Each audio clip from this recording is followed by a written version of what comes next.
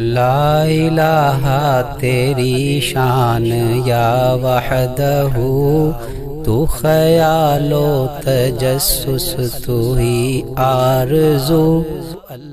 نبی کریم صلی اللہ علیہ وسلم کی ملاقات حضرت ابراہیم علیہ السلام سے ہوئی 7ویں آسمان پہ۔ تو حضرت ابراہیم علیہ السلام نے نبی کریم صلی اللہ علیہ وسلم کو فرمایا کہ اپنی امت کو میرا سلام کہنا، علیہ وعلیکم السلام ورحمۃ اللہ وبرکاتہ۔ نبی کریم صلی اللہ علیہ وسلم کی زبانی حضرت ابراہیم علیہ السلام کا سلام پہنچا ہے ہمیں اور آپ کو۔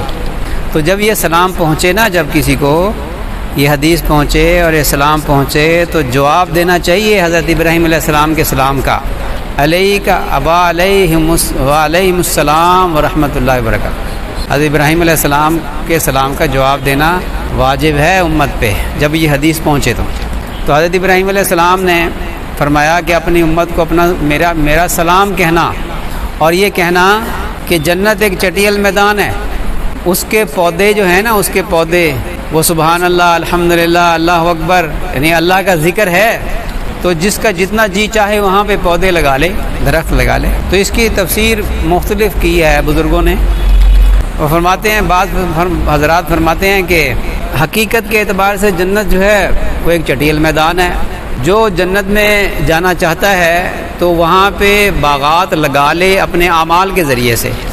مختلف احادیث سے جو پتہ چلتا ہے کہ جب لا الہ الا اللہ کہا نا اس نے، شرک سے بیزاری کا اظہار کر دیا، اس نے کلمہ پڑھ لیا، تو بس اس لا الہ الا اللہ کی برکت سے ہی جنت، وہ جو چٹیل میدان تھا، اس میں اس دنیا سے 10 گنا بڑی جنت تیار ہوگی۔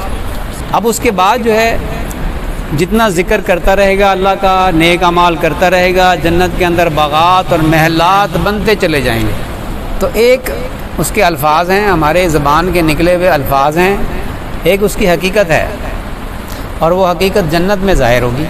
ان کی شکلیں ہیں، یہاں تک کہ موت کی بھی شکل ہے، موت کی مینڈے کی شکل ہے، برے اعمال کی سانپ کی شکل ہے، سانپ کی شکل ہے، بچھو کی شکل ہے، آگ کی شکل ہے۔ انسان برے اعمال کرتا ہے، اپنے لیے جہنم بنا لیتا ہے، جہنم کی آگ اپنے لیے دہکا لیتا ہے، سانپ بچھو بنا لیتا ہے۔ نیک اعمال کرتا ہے تو جنت بنا لیتا ہے۔ اور اللہ تعالیٰ شانہ بڑے رحیم اور کریم ہے، معافی مانگنے والے کو معاف فرما دیتا ہے، اور اس کے نامہ اعمال سے گناہوں کو مٹا دیتا ہے، جہنم سے بچا لیتا ہے۔